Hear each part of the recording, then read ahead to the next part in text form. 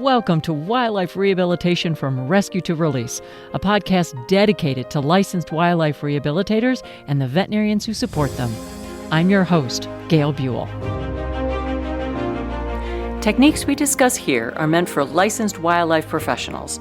If you aren't licensed and trained for wildlife rehabilitation, do not attempt to capture, hold, or rehabilitate any wild animal. If you find an injured wild animal, a wildlife professional can recommend next steps.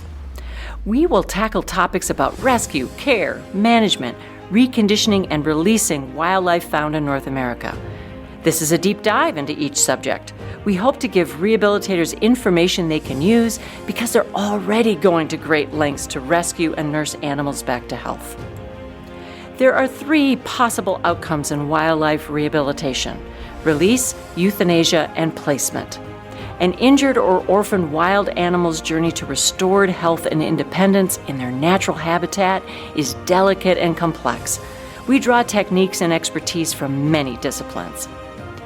Many animals brought into rehabilitation cannot be saved. The last gift we can give them is humane euthanasia. We'll talk more about when this is necessary. Sometimes animals are deemed non-releasable and evaluated to be suitable for a life in captivity. When that happens, we shift to a long-term approach to managing their care, training, and housing.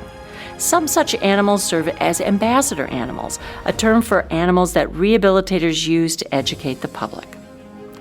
Each episode, we'll speak with experts who represent specialty topics across the profession of wildlife rehabilitation, ambassador animal care and management, showcasing best practices. Hi, everyone. I'm so happy you joined us today. This is going to be a very exciting conversation. I have been looking forward to this conversation for, at least a couple years. We are going to be speaking with Lauren Glickman about ethics in wildlife rehabilitation. Now, I know you think, how could that be exciting? But it really is. So welcome, Lauren. I'm so happy that you're here. Thank you. I'm so excited to be here with you. Yay. So Lauren and I met for the first time at the Washington Wildlife Rehabilitators Association, their conference. And boy, I don't remember, the COVID years kind of really screw with my memory here on when we exactly met, but I think it was 2016 or 17. Yeah. And Before was COVID. So impressed with what Lauren was talking about as far as ethics and things like that. It just was so engaged in all of that. And then we got reconnected last fall in 2022 at the conference. Great to be back in person again. And again, the conversation interactive conversation we had with the entire audience about ethics and resilience and all of those things was so engaging. And I am so happy that she agreed to be on the podcast today. So Lauren, welcome. And I'm wondering if for everyone, you could give a brief overview of what I call your origin story. How did you get to this point? Yeah, well, I got into wildlife rehab when I was coming back from the Peace Corps. I moved to Seattle and I only knew one person. And I thought, where am I going to find really, really cool people, my people? And so I was looking at volunteering somewhere where there's animals, thinking it would be more companion animals. And when I got to PAWS, I was like, wildlife. And so I immediately was drawn there and started volunteering there for like 6 months as a wildlife care assistant. And that was like heaven. You get the animals close up. And then the volunteer coordinator position opened. And then I got that job and did that for over 5 years. And the thing that was so interesting in the connection here is that I got to really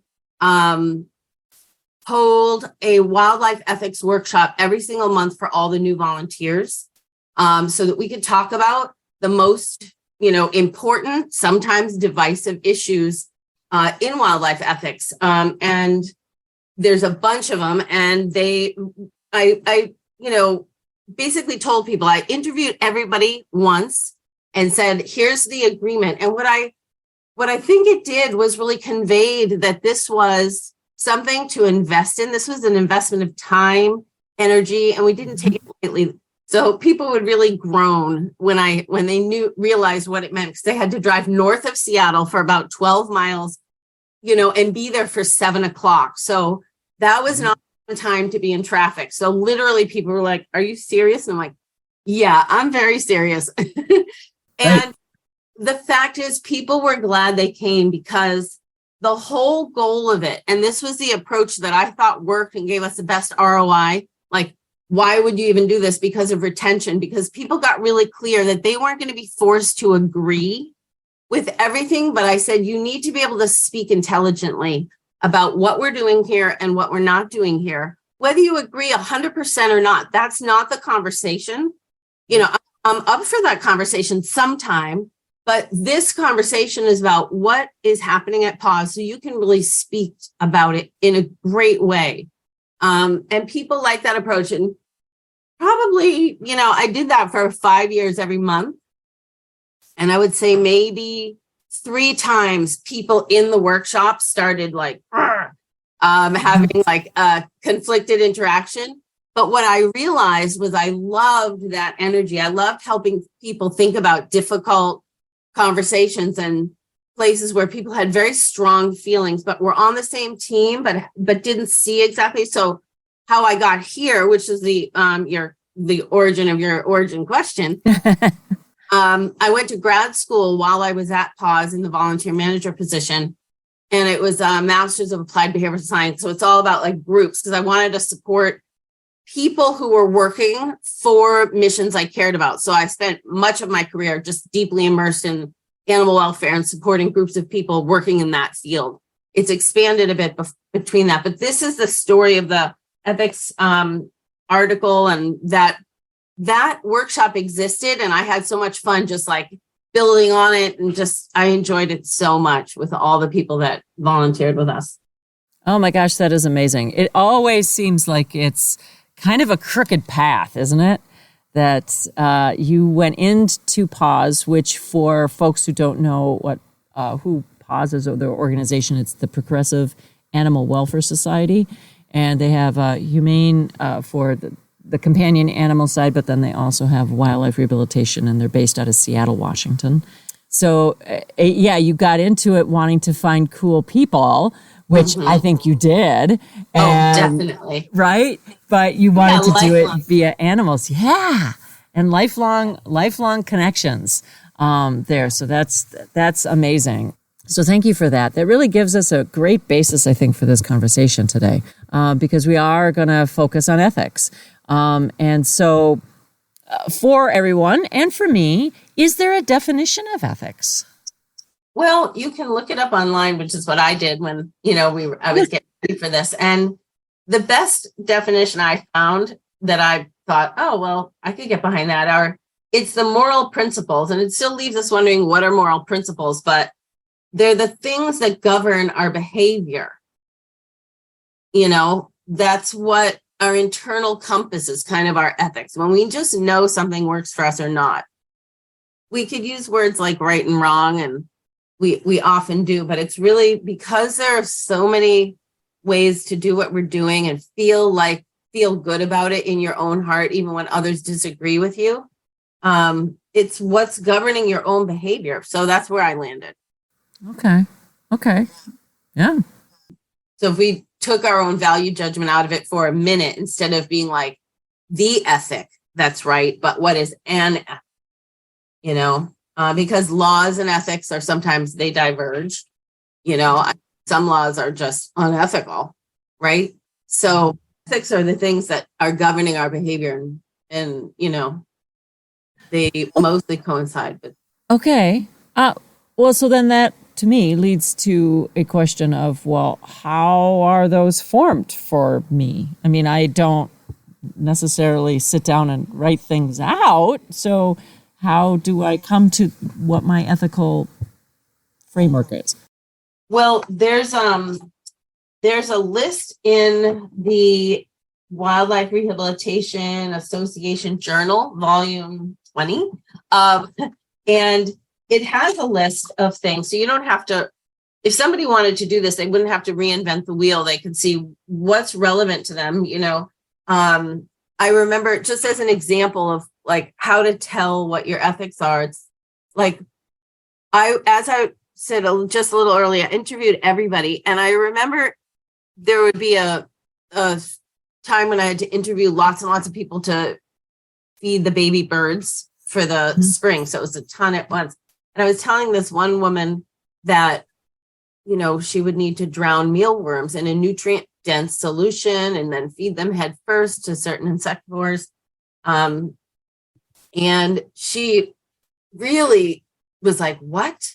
And she didn't want to volunteer. She wasn't up for that. And, that was where her line was. And that's what the whole ethical conversation was about, is here's the line of this organization that you're supporting, right, with your time and energy, and making sure everybody understood where all those lines were. So how somebody could figure it out for themselves if they wanted to do this because they saw the payoff. I would look at that and talk and think about these issues like live educational animals. Some rehabilitators support this, some don't, some have gray feelings. And so just make sure, regardless of whatever your feelings are, that you're able to express that to people who are going to work with you so that they're well aligned with your mission and understand how to talk about it. Native versus non-native wildlife, right? How does something become native? How long does that take? What are all the considerations in that conversation, and where has this organization landed? What are the permitting requirements, and why isn't it okay for anybody to have squirrels, right? Right. All the different issues around zoonoses, et cetera. Live prey, right? like one of the things that would come regularly is, why are one owl's worth how many rats? Right? Like, where's the, Right. There were several people that wanted to talk about that a lot. Quite a few people. I mean, not like as an argument, but let's talk about it. They loved having that space to say, yeah, that is interesting to think about. Right. So it wasn't always that they brought it up as an argument, but that they had a place where we were just going to talk about it. Yeah. And then a whole big conversation about when to leave wildlife alone. Many people had never thought about some of those predator-prey relationships, how to tell what's happening, when to not rescue an animal, right? When is it kidnapping, highways, all of that stuff. So it was an opportunity to teach them about an issue and why we say do or don't do something, right? Right. Spent a good chunk of it on euthanasia, various reasons, techniques, and feelings and coping strategies, etc. Marine mammals, all the legal issues, the National Marine Fisheries Service, all of this stuff, so that people left there with more information and knowledge. Not all of it was going to stick, but then they had also natural next steps. There was a packet where they could go research stuff, and whatever piqued their interest, they could go look further. Why feeding wildlife is not a good idea. All that kind of stuff. Aversion techniques. And a biggie was imprinting, habituation, and taming. What the difference is, and that's important in this context. What will and won't be tolerated. I remember excusing somebody once because he was nuzzling squirrels.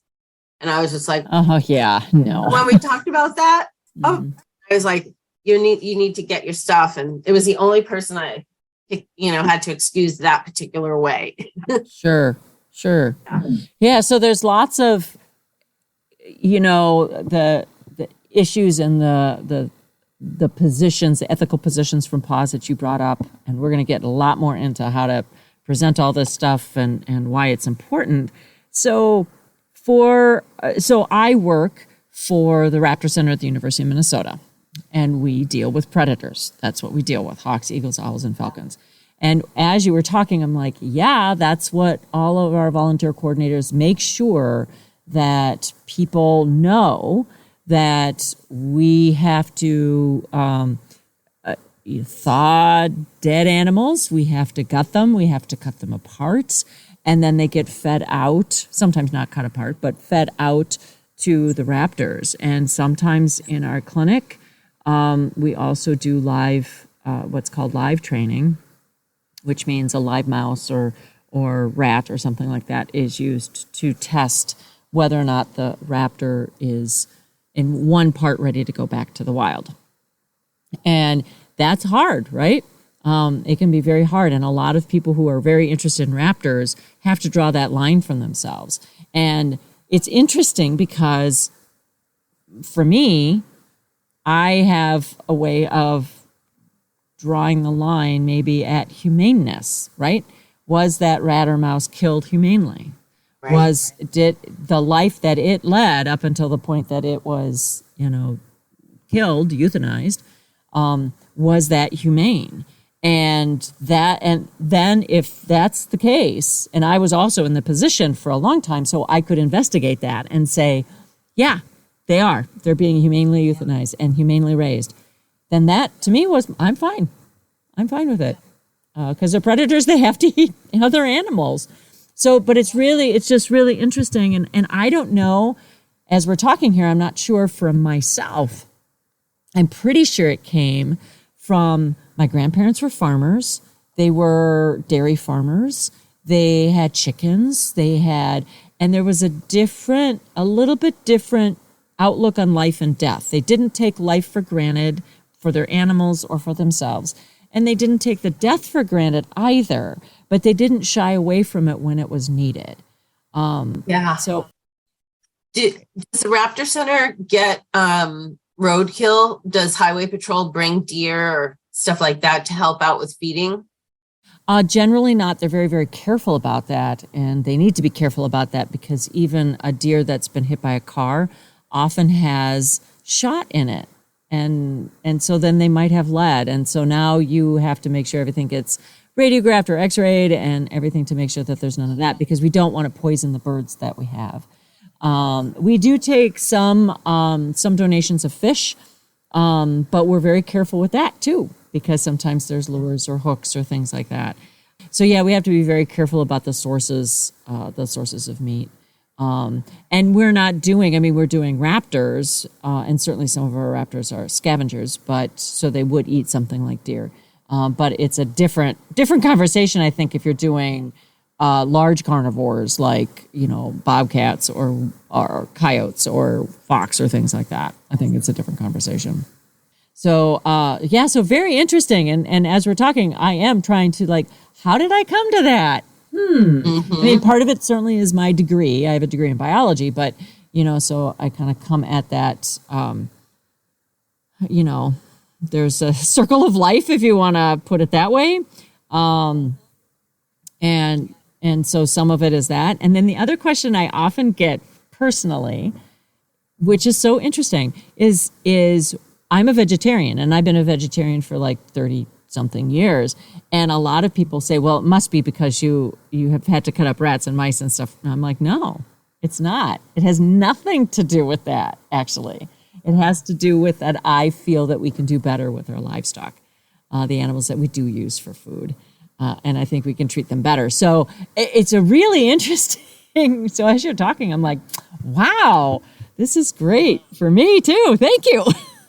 Thank you. There's the way that we categorize animals, which animals are good for that, which animals are not okay for that, all of that stuff, right? You can touch on some organizations, this conversation, if let's say it's a farm sanctuary that happens upon this podcast, they'll be thinking about all different kinds of considerations around the boots and just everything. You can apply this lens because there's so many different groups. It can apply a lens rather than this be prescriptive even. Right. And yeah, I like that thought that you're applying a lens. This is the lens that they're coming from because of their past experience of how they got to this particular point in time with how they work with animals and things like that. So that's okay. That's amazing.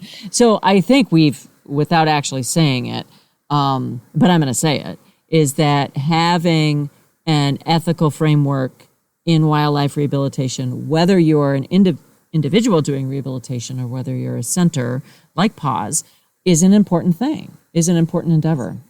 Yeah, it kind of gives you a guiding principle or guiding principles to use in decision making and conversations with people to ensure that there's a good fit. You know, that's ultimately the goal, so that you know where you stand and you're not having to figure it out in each conversation, which is a really nice place to be. And then also you can convey it to people in a way that creates an invitation to step into something that helps energize the work you're doing, rather than sap the strength and your energy because you're having to work stuff out Right. after the fact. Right. I think So, go ahead.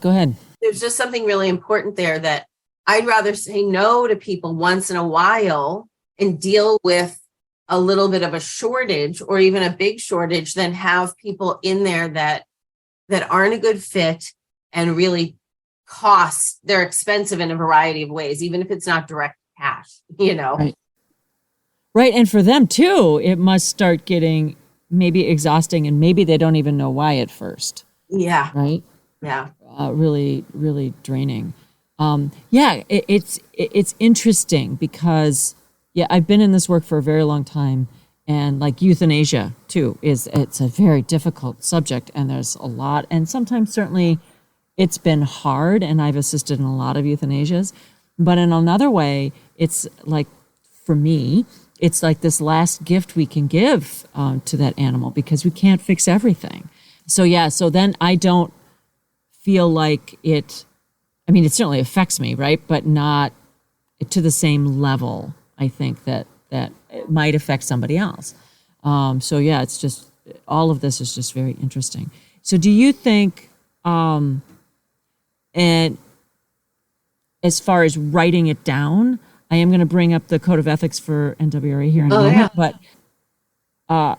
writing it down or just having it in your head, especially since I'm an independent rehabilitator, right? Yeah. Do you have a thought there for a big organization, I'd say yes, it needs to be written down. Well, it depends if you're doing things online or in person. Now, when I was doing this, it was all in person. And so I had a packet that was all part of a manual. Remember when we had binders and binders? It wasn't just a folder. But you could either have an online manual or a printed manual, but we would include it in this. People would get their skills things separately, like here's how we do it with perches, what to look for, etc. And then there's the ethics packet that you can put in your thing after you get it at this workshop. But you could even have it be it doesn't have to be such a big workshop. We had a lot of new people at certain seasons, right? So sometimes there'd be 20 people, sometimes there'd be 7, but you may have a slower flow than that if you have a smaller center, but you have a packet, writing it down so that it fits your scope. Maybe you have 3 shorter conversations rather than 1 long 3-hour conversation.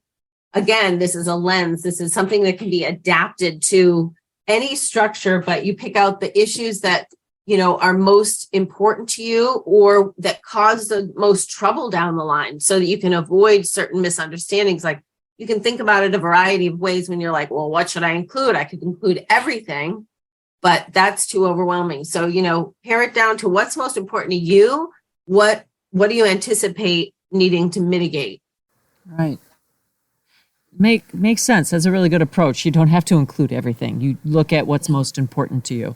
And that does bring up that the National Wildlife Rehabilitators Association and the International Wildlife Rehabilitators Council jointly, many years ago, came up with a written code of ethics for wildlife rehabilitation. They also have a code of ethics for wildlife educators too, but we're mostly focusing on rehabilitation today. I'll make sure that those links are in the show notes so people are aware of them. But that's a start for someone who's like, I don't know how to start this. I've got mine, but I don't know how to articulate it or whatever. But that's a start and a framework. And also part of, I would consider it best practices, right? I have the code of ethics actually hanging on my wall. So just to remind me, their guidelines.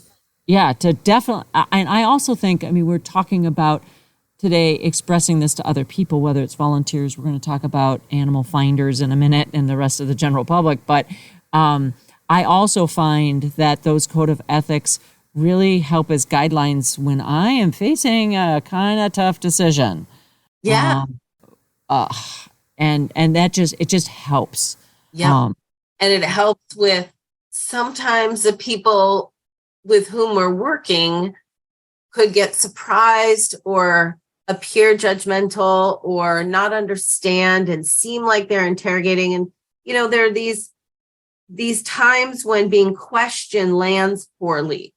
Right. And when we're being questioned about what sounds like an ethical perspective, and we feel like in the moment we need to explain ourselves, it's not usually fun or what we want to be doing. And it can really impact group development. It can impact retention. It can really impact some of the most important things we're trying to create, which is a really great team. And so that's another reason why I think this is so important. So you're not explaining it in the moment when emotions are high and things are more intense. You know what I mean? You are proactively giving people an understanding of stuff ahead of time, which really always helps people process it in the moment. Do you think, especially since we're talking about volunteers in this instance, that you introduced the concept, you talked about it, you had a session on it, and that's certainly at the beginning. And let's say I say, oh yeah, this fits, and I'm going to join the team as a volunteer. And then is it something that everybody at the center embodies, so it's just all around you?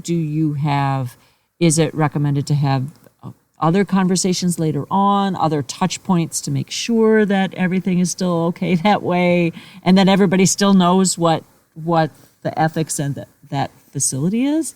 Yeah.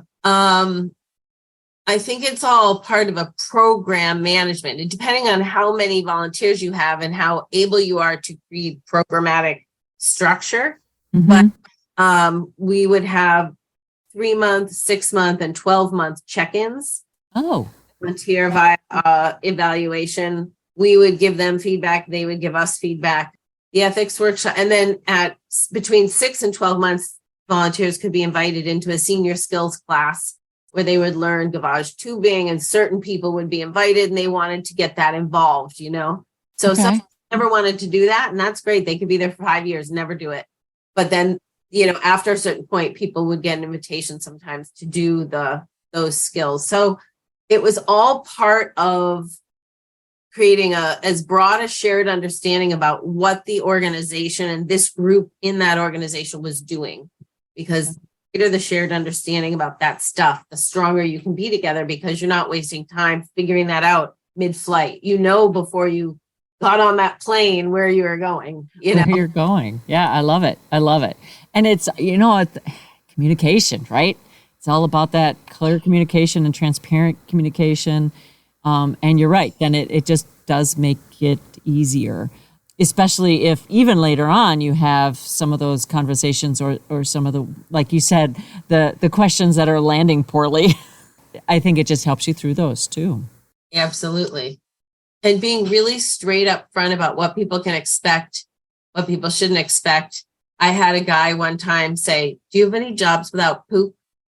I made it so clear about what you should expect. And he's like, huh?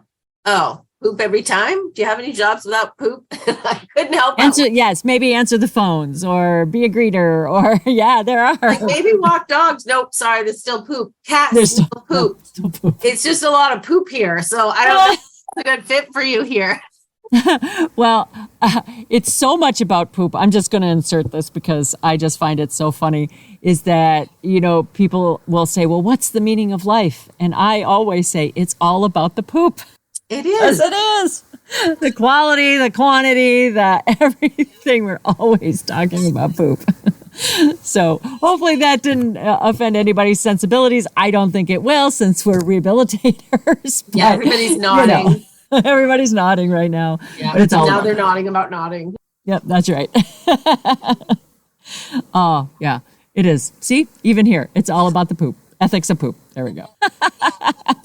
Sometimes one other thing I wanted to say, that this approach really is not super compatible with the warm body mentality, you know, where you're just like feeling so slammed that you need to get human beings in there to help you do laundry, and you don't care about their ethics. And I totally get that too, because sometimes, you know, setting all this up takes such an investment, right? So how do you get that set up? That's another issue that I just don't think you can, you know, bypass without acknowledging it. And like, if there's a volunteer to invest in at first in that direction, it would be a volunteer coordinator volunteer, someone who could give you some help in creating some kind of structure. You know, this article, that gives you some really good structure. You could use that as part of your packet.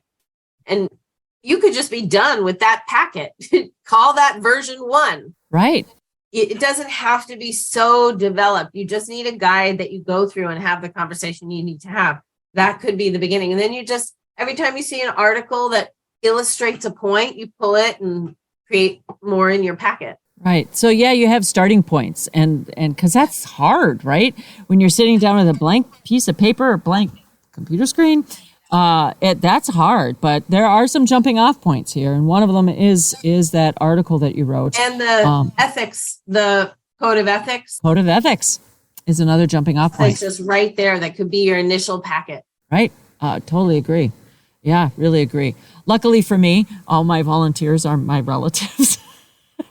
And so we have had those conversations, but on the side, you know, to talk about especially euthanasia and things like that. But yeah, and like I said, I have the code of ethics up on my wall, but I did read that article. We'll make sure somehow it's linked or in the resources and in the show notes.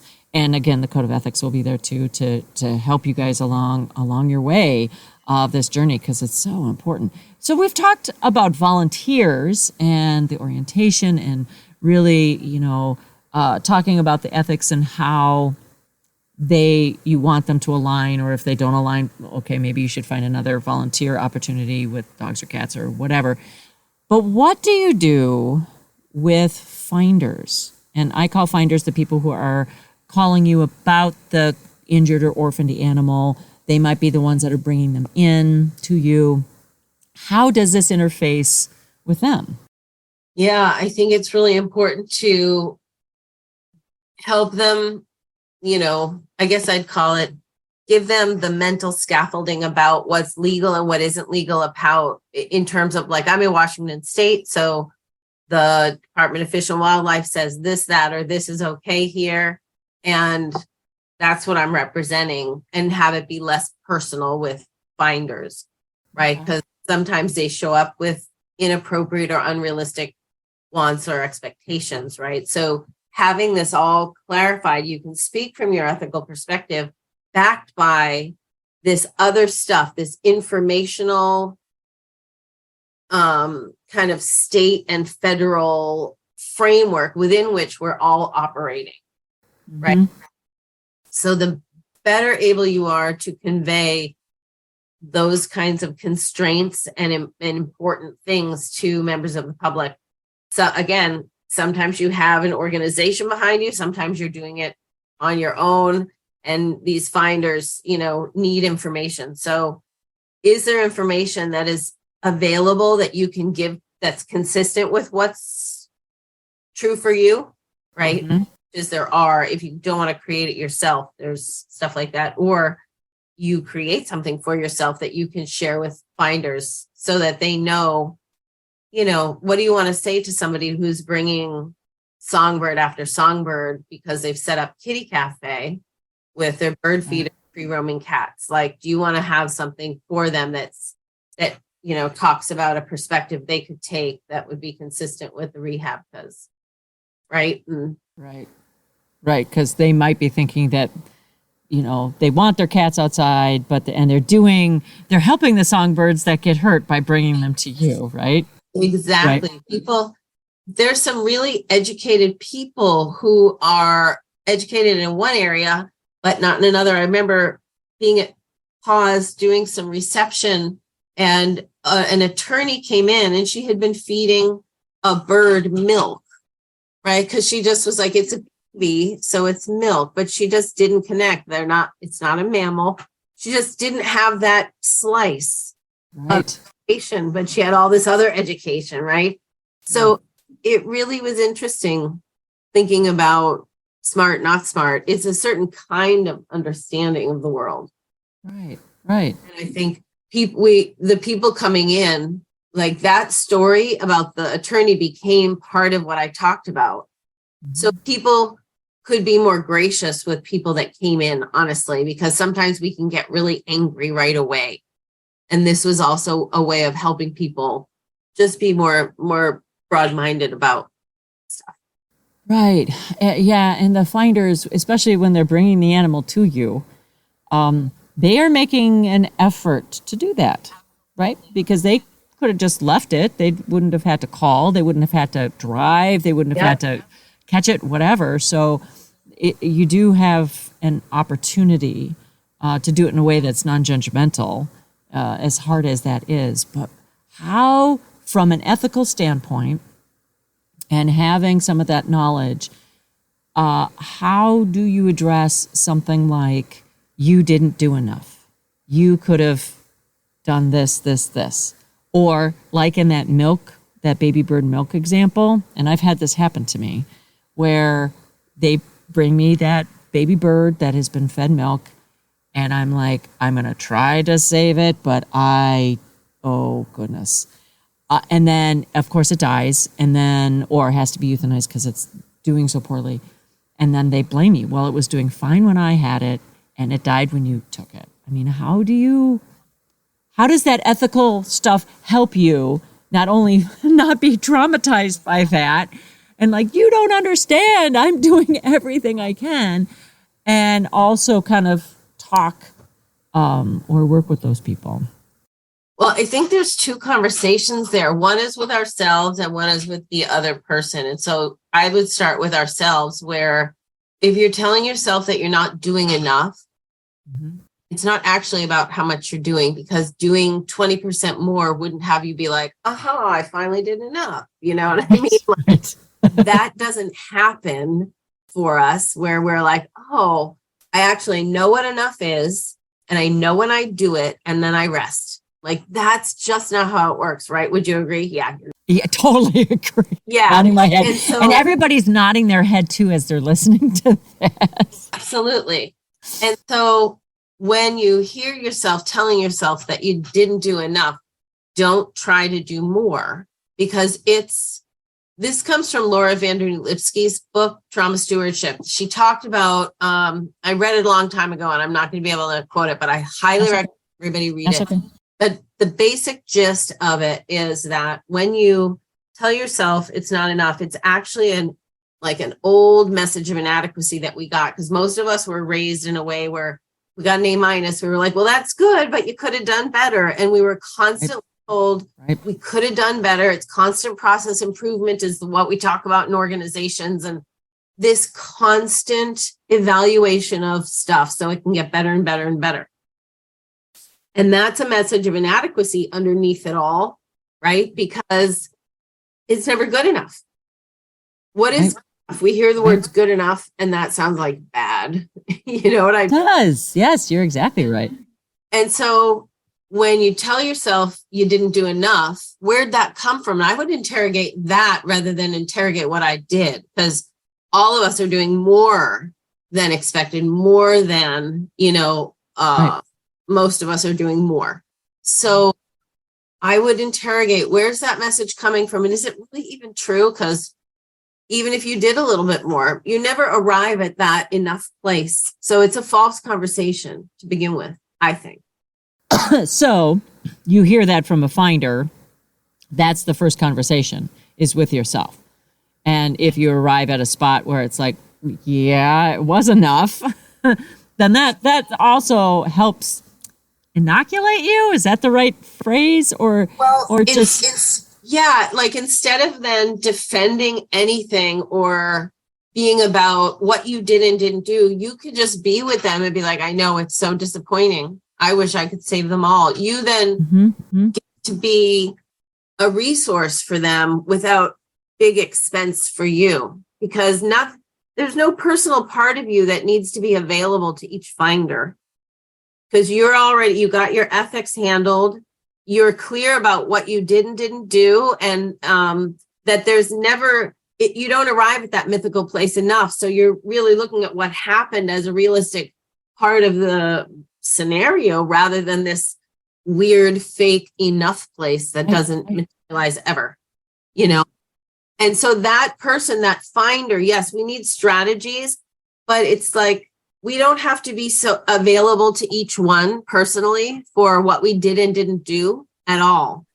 What we need to do is figure out how to convey information to them and receive information from them, right? Versus constantly protect ourselves from them.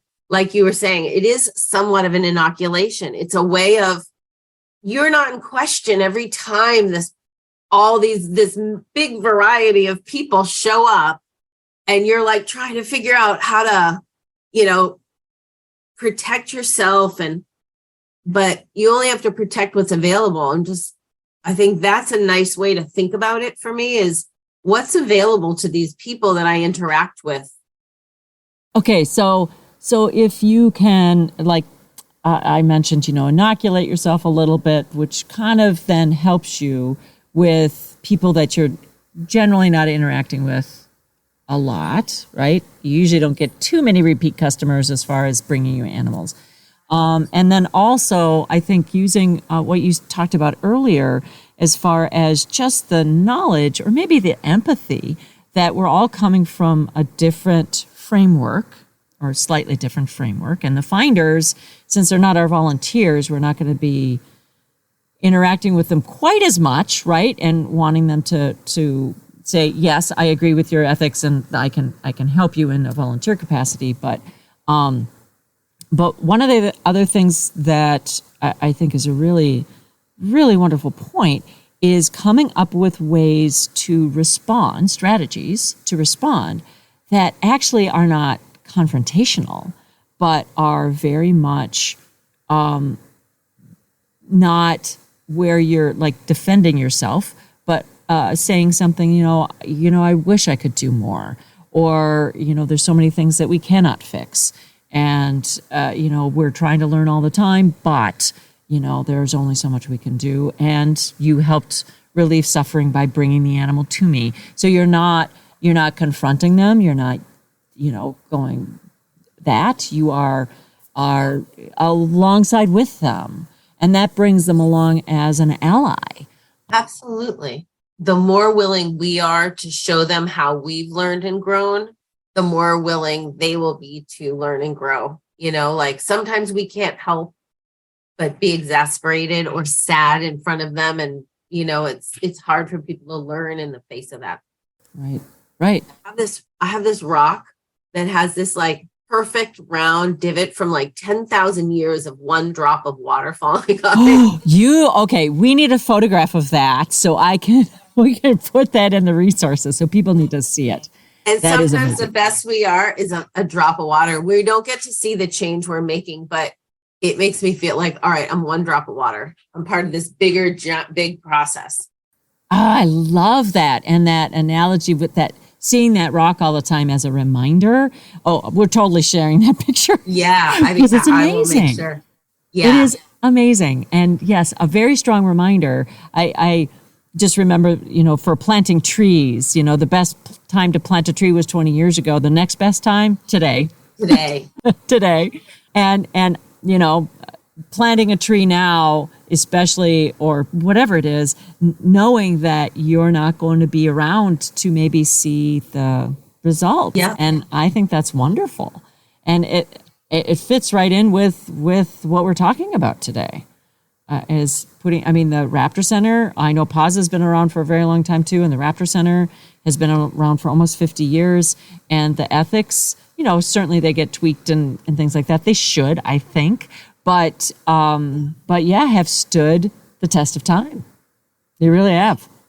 And I think reevaluating them periodically is a great thing to do. I mean, talking about this once a month really, really was an amazing experience, not just developing it, but then you hear yourself talking in front of different audiences, and it's interesting. It's different when you're sharing it out loud to people or sharing it over and over again and fielding questions and seeing what the repeated questions are and adjusting. Right.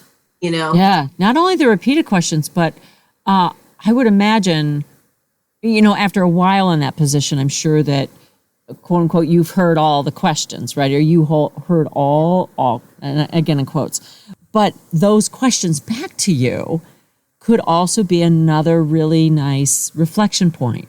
I haven't thought about that before. I need to think about that. Or even in the moment, if there's capacity, it's like, well, let's explore that a little bit more. What does that look like to you? Yeah. And there will be questions you want to make sure come up where you don't say them, but you're listening. And the minute someone says something near it, or you're like, well, that brings up a good question. And then it's like, if you're going to do it with multiple people. So yes, you're absolutely right. There's some questions you want them to say, some you want to pose, but yeah, questions are your vehicle. They're the best. Ooh, yeah. Because it also, it gives you that opening. It gives you that space, maybe not opening, but space to talk about it. Yeah. And setting up that safe space so people can ask those questions, I think, is very important. That they feel okay to do it. Yeah, it's a very, people felt very strongly about some stuff. And I think that's exactly what it was. People liked, even though they didn't want to drive up north and and go there. It was a good space to be in, to think about it, and it really helped people feel like they fit in or they didn't, it's like that could be a choice, a powerful choice they made rather than wondering, why wonder? Right. Why wonder? The other thing that leads for me to another question. So we've talked about like volunteers and people who would be joining you at your organization. We've talked about finders, because that's another easy way that that people are going to interface with you. I was just thinking about social media, because it's exploded our world in very interesting ways, some better than others. And I have certainly seen posts that are from not the original finder, but other people on an organization's social media page where they're like all about putting down, again, that's in quotes, the organization because of a particular thing. So that's got to be an opportunity for strategies to, state however you're going to state it, why, but not be accusatory or not go down that rabbit hole of, I'm going to tell you what, what our organization is about, and you just quit talking about that or something. So are there, and I don't even know if there's a question in there, but are there other places, other forums or other things where you would say that either having a strategy or making sure that you are, that you've protected yourself, like that, inoculated yourself, or things like that for the ethics, especially around wildlife rehabilitation? Yeah, I think really having your guiding principles or your values or your ethics, whatever you want to call them, because some people do mission, vision, values, and Right. some might be like, do I now need to go figure out all my ethics? It's all interwoven. So however you can have a separate ethics workshop, or you can use your mission, vision, values as the vehicle for conveying a stance, an ethical stance, right? This is all about help, however it will work for you to help people understand what to expect around behaviors, choices, options, all of that kind of stuff. And then what kind of bandwidth you have to deliver or work on, whether it's going to be a program or it's going to be a material that you share with people. Okay. And that makes sense. It makes sense. Reflecting on it, I'm like, when people find out that I'm a wildlife rehabilitator, and if I'm at a party, now we're back in person again, right? Then that sometimes is where I could see where being grounded in it is going to help you. because you get things like, there's so many rabbits around. Why are you rehabilitating rabbits or deer or, whatever the animal du jour that they apparently don't care for Exactly. or think that there's too many. But that's generally a question, or not even a question. It's a statement to you. Exactly. Yeah. I remember when I was I first got my job at PAWS and I was talking about feeding baby squirrels, and a friend of a friend looked over and he's like, why would you do that? Right. Literally, that's what he said. And I was like, wow, didn't even occur to me. I was so naive at the time. It didn't occur to me that everybody wouldn't be jealous of me. Right. Isn't that the truth? Yeah. I was like, what are you talking about? It's like close-up view. What are you talking about? Right. Yeah. Oh my goodness. Yeah. So there's a lot of different avenues that this is so important, and not just in wildlife rehabilitation, but we're focused on that today. Yeah. And the other thing I want to make sure to say is a lot of times people think talking about ethics has to be contentious. And like I said, I did it for 5 years and maybe 3 conversations got tense that way. Otherwise, people were just there really willing to engage with, because I talked a lot about the pros and cons, like what would you argue if you were pro this? What would you argue if you were con? And just help people see the types of positions and the interests, right? What those were like. Why would somebody have a good point? What are the good points over there? What are the good points over there? Right? So presented it like that and then told people where we stood, right? So it was more a broad education rather than a convince fest. We weren't trying to convince people. I wasn't trying to convince people necessarily. That's what I think worked about it. Yeah, when you're sitting there and telling people this is the way you have to believe, exactly. There's going to be resistance. I mean, obviously, there'd be resistance. We would resist that, even though, we would. So why would we want to do it that way? Oh, I like that approach. I like that approach a lot because it really helps everybody in the space kind of have a chance to look at it through a different lens. And most people came as adults and they have their value system. I'm not there trying to tell them what ethics they should have. I'm saying, here's what we're doing. Does it fit? You want to stay? Okay, cool. Right. That was really the flavor of it. It wasn't like, if you believe this, you're right. If you believe that, you're wrong. And I'm here to try and convince you about that. Mm-hmm. I was trying to give them more information to make that decision about. Right. Did you feel that, or do you feel, present tense, is that if I've got this ethical framework that I'm bringing forward to volunteers, for example, that they have to agree with all of them, all the different points or all the different areas? How does that, this is probably going to be a continuum, not a one and done or one and, all or none. Well, I started with the workshop with that. Like I said, sometimes I had 24 people, sometimes I had 7, right? So, right. But I always start saying, I'm not trying to convince you what to believe because you arrived with beliefs. I want to give you a bunch of information, some of which might be new, which if so, then you'll evaluate your beliefs and see if they stay the same or don't. But what I care most about is that you can talk about PAWS, what PAWS does and doesn't do as intelligently as possible. When you're here, you need to represent PAWS accurately because there's so many different questions people ask us all the time. So if you don't know the answer, here's what you do. And if you do know the answer, it means that you know what to say from PAWS perspective, whether you agree 100% or not. This is what we tell people about raccoons in their attic, right? Doesn't matter if you think they should feed them.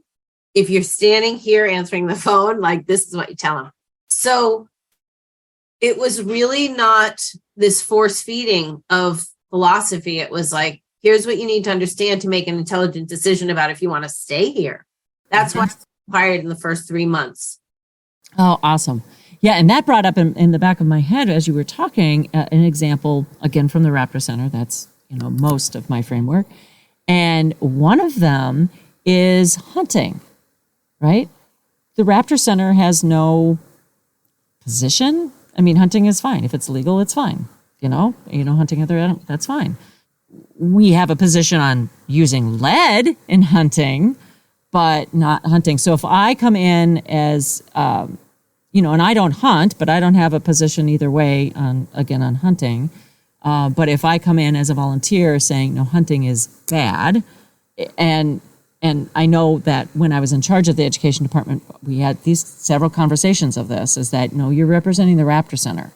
So if you cannot represent the Raptor Center, that we support hunting, that's fine. If it's legal, then maybe we can find a different spot for you here at the Raptor Center, or you might have to find a different volunteer opportunity. Because those were folks that were translating a lot about conservation and stuff about raptors to the general public.